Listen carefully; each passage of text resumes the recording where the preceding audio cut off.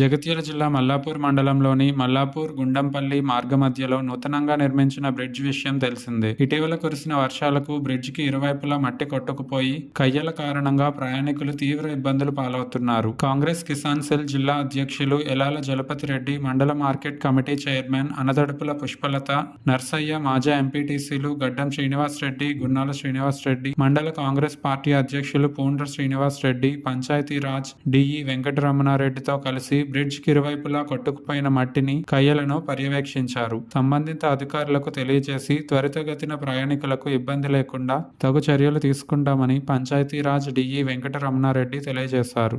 గుండంపల్లి మీదుగా మల్లాపూర్ వెళ్లే రోడ్డులో మధ్యలో నిర్మించినటువంటి బ్రిడ్జ్, దానికి రెండు వైపులా పోసినటువంటి మొరము మొన్న పుట్టిన వానలకు రెండు పక్కలకు కూడా మొరం కొట్టుకపోవడం జరిగింది.